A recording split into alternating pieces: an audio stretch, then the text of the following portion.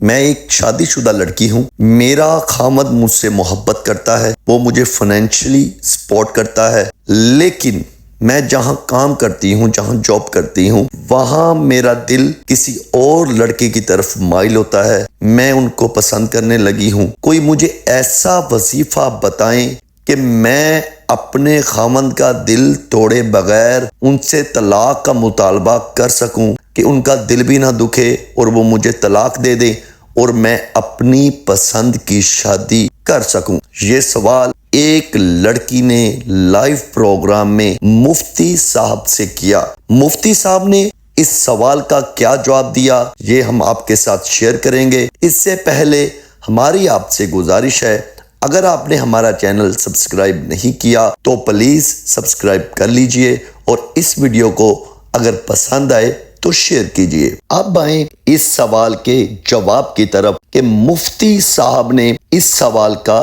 کیا جواب دیا۔ مفتی صاحب نے بہت تحمل سے ان کا سوال سنا، پھر جواب دینا شروع کیا۔ مفتی صاحب نے کہا کہ انسان کے دل میں بعض اوقات ایسے خیالات آتے ہیں جن کا پورا کرنا ہی ناجائز ہے۔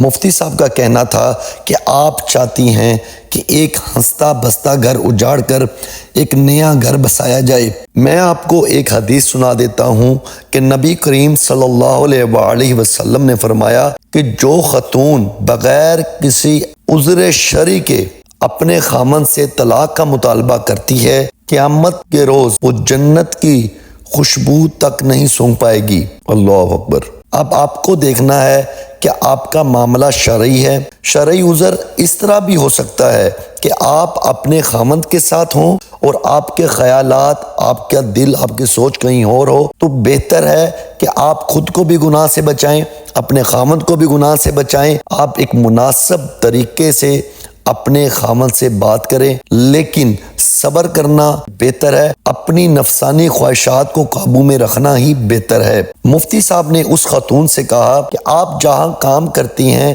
اور اتنی دیر کام کرتی ہیں کہ ایک ساتھ کام کرنے کی وجہ سے اگر آپ کے اندر کچھ فیلنگ ایسی آ جاتی ہیں تو آپ کا وہاں پہ کام کرنا ہی غلط ہے۔ آپ کا کسی کے ساتھ نکاح میں ہوتے ہوئے کسی کے بارے میں اس طرح سوچنا ہی غلط ہے۔ آپ کیا بات کرنا، آپ کا بننا سنورنا، آپ کے تمام معاملات اپنے خامند کی امانت ہیں۔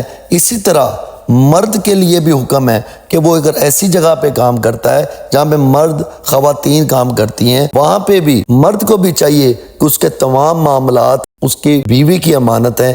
اس لیے میں آپ سے کہوں گا کہ اس میں صبر کیا جائے۔ انسان کے خیالات، نفسانی خواہشات ختم نہیں ہوتی۔ کیا گارنٹی ہے کہ آپ اپنا نیا گھر بسا پائیں گی؟ کوشش کریں، اس لیے اپنی نفسانی خواہشات کو قابو میں رکھیں اور سورۃ المومنون پڑھ کر پانی پہ دم کر کے روز بار بار پئیں۔